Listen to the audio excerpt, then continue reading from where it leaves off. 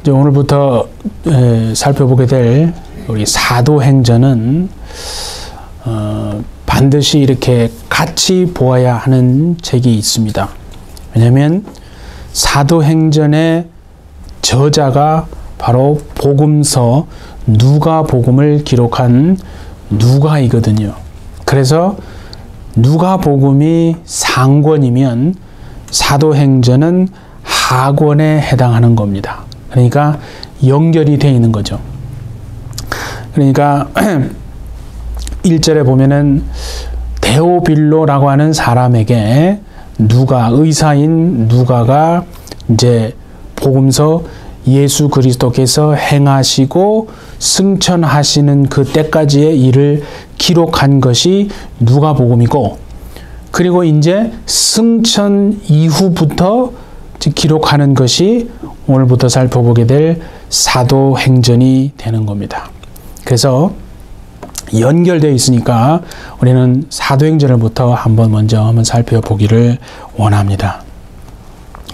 우리가 분명히 아는 것은 예수께서 이 땅에 오셔서 죽으시고 또 3일 만에 부활하시고 승천하시는, 하나님께로 가시는 그 모든 것은 하나님의 완벽한, 정말 완전한 그 타임 스케줄에 의해서 이루어지는 것입니다.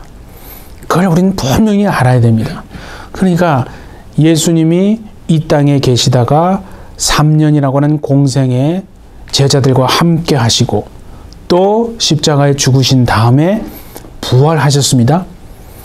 부활하시고 난 다음에 바로 하나님께로, 그러니까 승천하신 것이 아니고 이 땅에 40일을 더 계셨다 이거죠. 그것이 성경에서 말하는 거 아니에요. 그러니까 예수님은 이미 다 아셨다 이게요.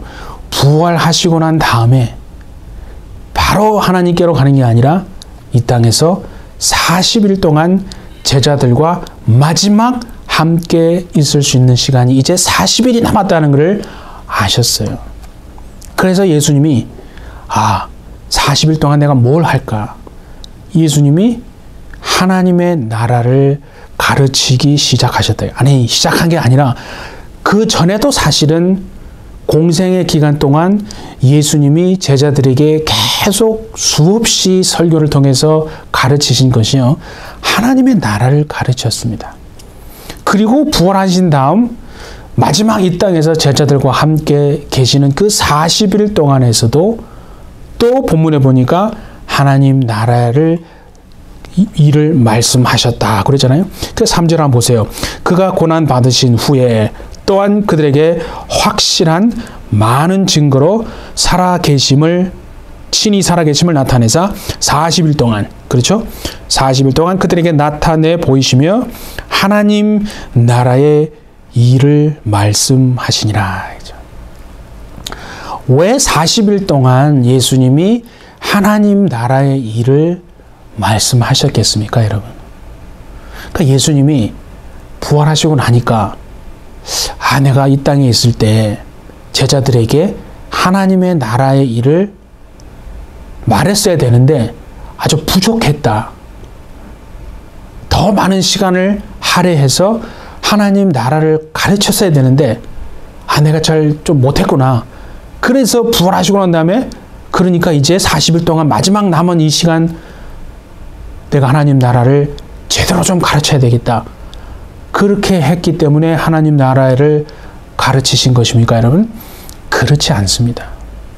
이미 3년이라고 하는 공생애 동안에요, 예수님은 수많은 설교, 수많은 그 비유, 정말 그 모든 것을 통해서 결국 뭘 가르치셨냐면 믿는 자들, 성도들, 제자들에게요, 하나님의 나라를 가르쳤습니다. 하나님 나라를 증거했습니다.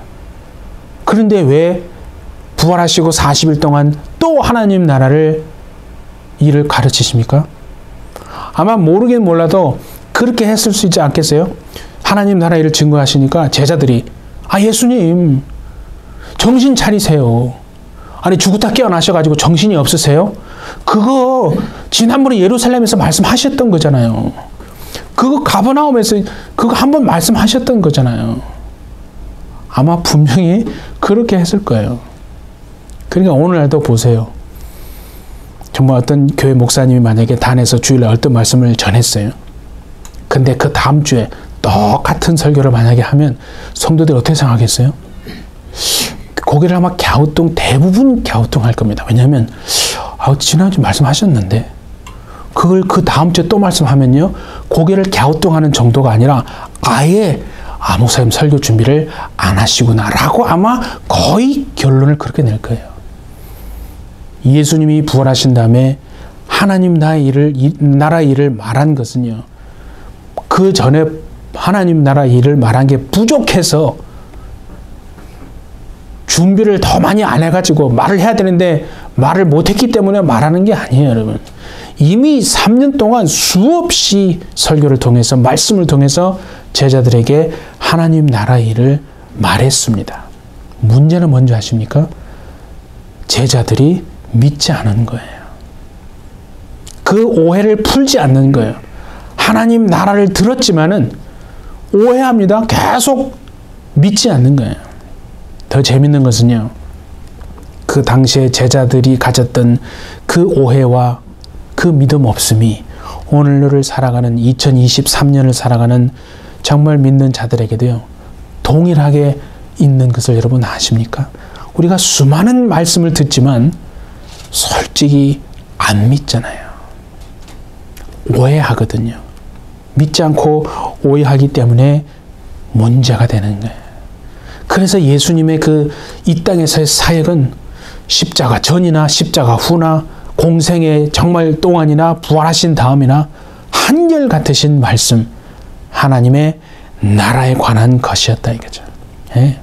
그래서 마가복음 1장 15절 같은 데서 뭐라고 했습니까? 때가 찼고 하나님의 나라가 가까이 왔느니라. 그래서 회개하고 복음을 믿으라 하시잖아요. 그러니까 예수님은 처음부터 끝까지 계속해서 그것만 얘기하신 거예요. 사실은 하나님의 나라만 얘기하시는 거예요. 그런데 믿지 않은 거예요. 믿지 않는 것이 문제가 된다 이거죠. 오늘도 하나님의 우리가 말씀을 얼마나 많이 듣습니까? 하지만 문제는요, 적게 들어서가 아니고 믿지 않아서 그렇다 이거죠. 그러니까 사도행전이 사실은 어떻게 끝나냐면 하나님 나라로 시작해서 하나님 나라로 끝납니다. 그래서 1장 3절에도 그랬잖아요. 하나님 나라의 일을 말씀하시니라 했고, 맨 마지막 절에 사도행전 28장 31절도 보세요. 하나님의 나라를 전파하며 주 예수 그리스도에 관한 모든 것을 담대하게 거침없이 가르치더라. 시작과 끝이 그러니까 하나님 나라입니다. 네. 그러면 질문을 한번 드려보겠습니다, 여러분. 우리 스스로에게 한번 자기가 자기 스스로에게 질문할 수도 있잖아요.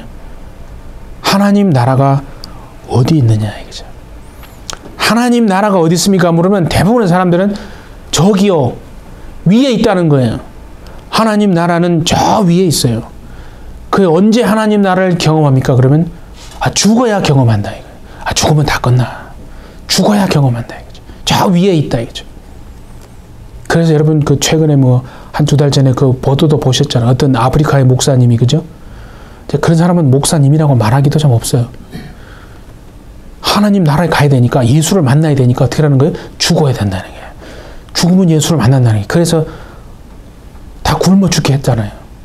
얼마나 많은 성도들이 그걸 그냥 그대로 고지그대로 받아들여가지고 이 땅에서는 하나님 나라를 경험할 수가 없는 거예요.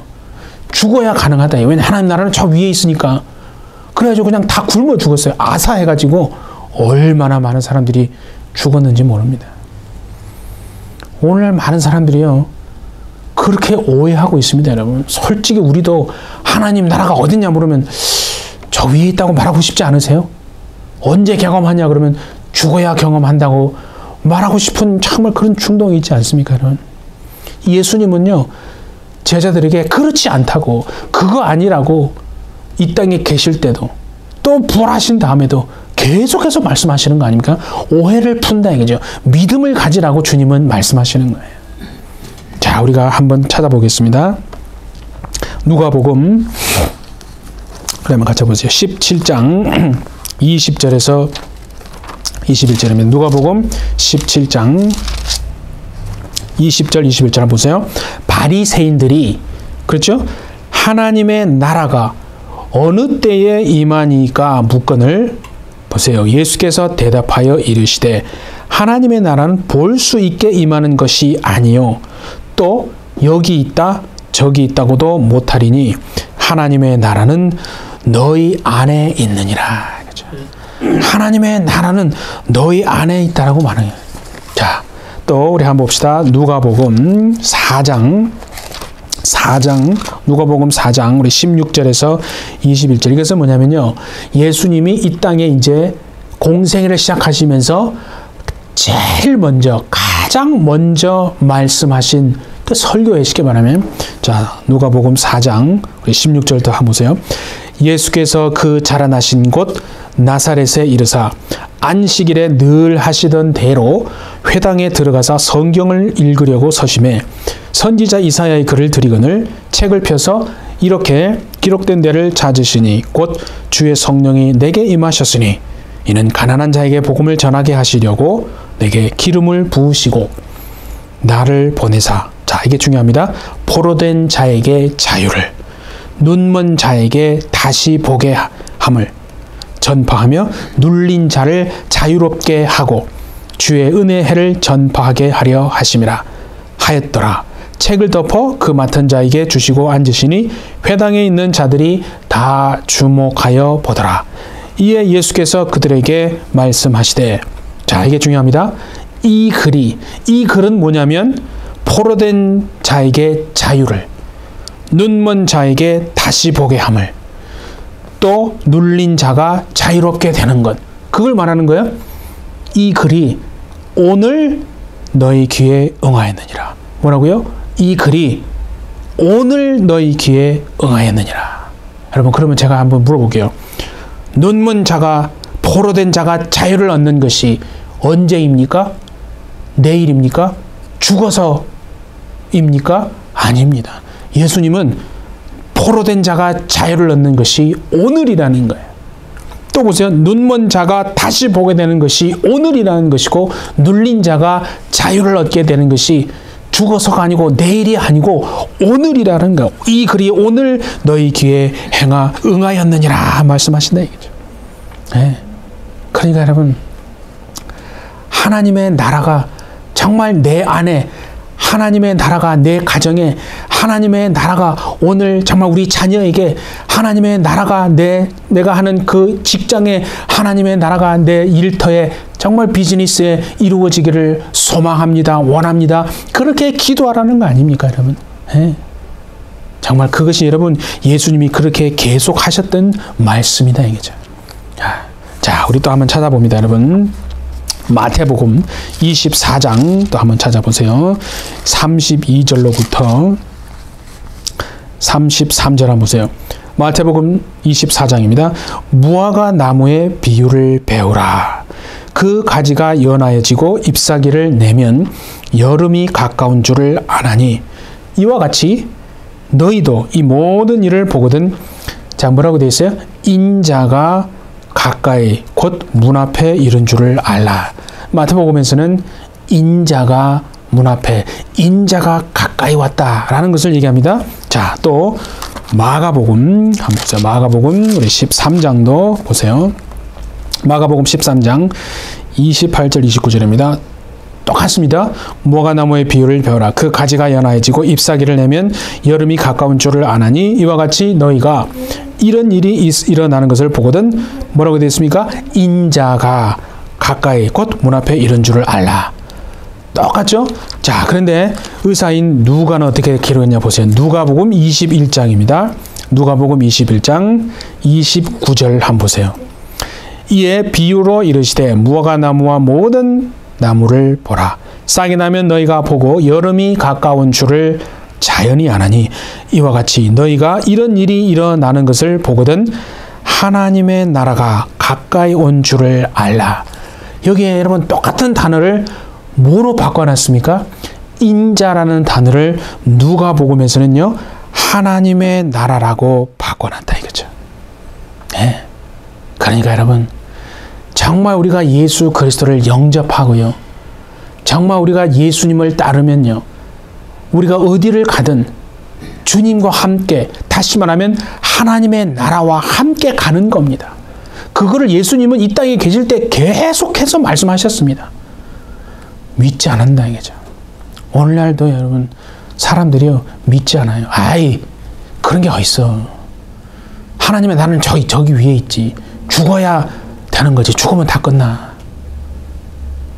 그렇지 않다는 거예요. 그렇지 않고 이 땅에서 우리가 살아가는 정말 이 세상에서 하나님 나라를 경험하고 하나님 나라를 나누고 하나님 나라를 맛보고 살아갈 수 있다라고 말하는 것이 지금 누가복음이고 사도행전 아닙니까? 정말 주님은 그렇게 제자들에게 말씀하셨을 뿐만 아니라 오늘 우리에게도 동일하게 말씀하고 계신 줄 믿습니다. 문제는 사람들이 믿지 않기 때문에 그런 거 아니에요. 그러니까 사도행전 오늘 보니까 뭐라고 그랬습니까? 하나님 나라의 일을 말해요. 그런데 제자들의 한번 여러분 모습을 한번 보세요. 하나님 나라 일을 말씀하시니라 그러면서 예루살렘 떠나지 말고 그죠? 내게서 들은 바 아버지께서 약속하신 것을 기다리라 그랬잖아요. 하나님의 나라 일을 말하는데 제자들이 어떻게 질문하는지 한번 보세요. 6절 한번 보세요. 그들이 모였을 때 예수께 여쭈어 이르되 주께서 이스라엘 나라를 회복하심이 이때니까. 여전히 제자들은요 오해하고 있고 믿지 않는 거예요. 하나님의 나라, 에이 그건 죽어야 가는 거지. 그러니까 질문이 주께서 이스라엘 나라를 회복하심이 이때니까 라고 여전히 그렇게 말하는 거 아닙니까? 그러니까 그들의 마음속에는요 항상 가지고 있는 생각이 뭐냐면 선민 사상을 많이 들어보셨죠? 우리는 아브라함의 자손이야. 그래서 그 유대인들은요 그 자부심이 대단한 거예요. 그래서 여러분 이 사도행전 누가복음을 누구에게 기록했다고 그랬어요? 데오빌로 각하라고 했잖아요. 그러니까 아마 로마의 굉장히 고위직 관리였을 겁니다. 이 사람은 유대인이 아니에요. 이방인이라 했네. 이방인인데 그리스도인이 된 거예요. 우리처럼 이방인 그리스도인인데 여러분 당시에 이방인으로 그리스도인 된 사람들의 믿음을 막 흔들어 놓고 그 믿음을 공격하는 사람들이 있었습니다. 그게 누구였어요? 그게 유대인들이었어요. 그 유대인들이 이방인 그리스도인들에게 뭐라고 공격하는 줄 아십니까? 첫 번째 구원에 대해서 공격하는 거예요. 야, 니네가 받은 구원, 그거는 무슨 이상한 구원이야. 우리가 받은 구원이 이게 더 고상하고 더 높고 너희가 받은 구원은 받겠지만 그거는 그냥 뭐 이상한 구원이야. 어떻게 아브라함의 자손인 후손인 우리가 받은 구원이 태어나면서부터 정말 죄인으로 이방인으로 태어난 너희들이 받은 구원과 어떻게 같겠어? 우리가 받은 구원이 더 고상하고 높아. 라고 하면서 이방인 그리스도인들의 믿음, 그러니까 이 데오빌로 같은 그 사람들의 믿음을 막 흔들어 놓고 공격하는 거예요. 그런가 하면 또 뭘 공격하냐면 유대인들은 어디서 예배합니까? 다 성전에서 예배했거든요. 그런데 여러분 이방인 그리스도인들은 초대교회 때 어디에서 예배했습니까? 성경에 보세요. 다 집에서 예배했잖아요. 뭐 예루살렘 성전에 간 게 아니거든요. 그러니까 유대인들이 또 그리스도인들을 바라보면서 야 너네들 뭔데? 왜 너네들은 성전에 와서 예배 안 드려? 너 저기 성경에 봐봐 교회가 어딨어? 너네 잘못된 거야. 막 공격합니다. 그러면서 또 하나 공격하는 게 뭐냐면 구약에는 하나님이 뭐라고 언제 예배하라고 그랬어요? 안식일날 예배하라고 그랬잖아요. 안식일을 지키라고 그랬잖아요. 그래서 안식일을 토요일 쉽게 말하면. 그런데 성도들을 보니까 이방인 그리스도인들을 보니까 안식일을 지키지 않는다 이 말이에요. 안식 후 첫날, 일요일, 주일날 예배드리잖아요. 그러니까 막 그걸 또 뭐라고 하는 거예요. 너네들은 왜 안식일을 안 지켜? 너네 잘못된 거야. 성경에 무슨 일요일이 어딨어? 왜 그렇게 해? 하면서 막 공격하는 거예요. 그러니까 이 이방인으로 그리스도인 된 사람들의 믿음이요. 그 유대인들의 공격에 그냥 막 의심이 생기고, 아, 내가 받은 구원이 이게 다른 구원인가? 아, 저들이 구원이 정말 더 고장한 건가? 아, 이게 잘못된, 우리가 지금 여기서 예배하면 안 되는가? 우리가 이 안식일에 예배를 드려야 되는가? 막 얼마나 여러분 믿음이 막 혼란스러웠겠어요. 그래서 누가가요, 데오빌로 각하여. 그렇지 않습니다. 여러분, 한번 찾아보세요. 자, 누가복음 1장 한번 직접 찾아보면, 누가복음 1장에 보면, 그래서 누가가, 자, 보세요. 우리 중에 이루어진 사실에 대하여 처음부터 목격자와 말씀에 일꾼된 자들이 전하여 준 그대로 내력을 저술하려고 붓을 든 사람이 많은지라. 3절입니다. 그 모든 일을 근원부터 자세히 미루어 살핀 나도 데오빌로 각하에게 차례대로 써보내는 것이 좋은 줄 알았노니. 그 다음 보세요. 4절. 이는 각하가 알고 있는 바를 더 확실하게 하려 함이로라. 그러니까 각하, 데오빌로요, 당신은 이방인으로 그리스도인이 됐는데 이미 예수를 알고 있습니다. 그런데 저 유대인들의 막 공격 때문에 믿음이 막 연약해지고 막 넘어지고 막, 예, 흔들어 놓으니까 왜 흔들리십니까? 예? 그래서 내가 더 확실하게 하기 위해서 내가 이 누가복음을 씁니다. 그게 상권이고, 또 이제는 예수님의 승천 때부터 기록된 하권 사도행전이 연결이 되는 거예요. 예? 그런 거거든요. 그러니까 이 제자들도 예수님과 함께 3년 동안 그 말씀을 들었습니다. 죽는 것을 보고 부활하신 것도 보았습니다. 그러니까 얼마나 그들이요, 영적으로 정말 무감각했는지. 누가 보면 그 제자 2명이, 그죠? 엠마오로 가는 제자 2명이 부활하신 예수님과 만났잖아요. 친히 대화까지 했잖아요. 그런데 전혀 모르는 거예요. 예수님이 얘기하니까 전혀 다른 사람인 것처럼, 그죠? 그렇게 눈이 어두웠다 이거죠. 오늘 사도행전 1장 6절에서 이스라엘 나라를 회복하심이 이때입니까? 라고 질문하는 그들의 모습이 바로 오늘 우리의 여러분 모습과 같지 않습니까? 근데 참 재밌는 것은요, 예수님이 보세요. 야, 내가 너네하고 3년 동안 그렇게 누누이 정말 엄청 많이 그렇게 하나님 나라를 증거했건만 너희들 그렇게 믿지 않고 또 오해해가지고 무슨 이스라엘 나라를 회복하심이, 그러니까 예수님이 왕권을 회복하면, 왕이 되면 우리 이스라엘이 전 세계를 통일하고 아주 강대국이 돼서 나라를 다스릴 거다. 그때가 언제예요, 주님? 그날이 언제 오는데요? 그 정도 질문을 지금 아직도 하고 있냐? 너희들 정신 차려. 너네 왜 그러니라고 예수님이 꾸짖었습니까? 아니요. 예수님은 꾸짖지 않았다는 거예요. 왜 꾸짖지 않았겠어요? 성령이 오시면 그들도 변화될 것이기 때문에 것을 아셨기 때문에 꾸짖지 않습니다. 여러분. 정말 하나님의 영이 이제 그 2장에 오면, 그죠? 예루살렘의 그 마가의 다락방에 정말 모였던 제자들에게, 사도들에게 성령이 임하니까 완전히 다른 사람이 되지 않습니까? 그걸 주님이 아시니까 꾸짖지 않습니다. 뭐라고 나무라지도 않아요.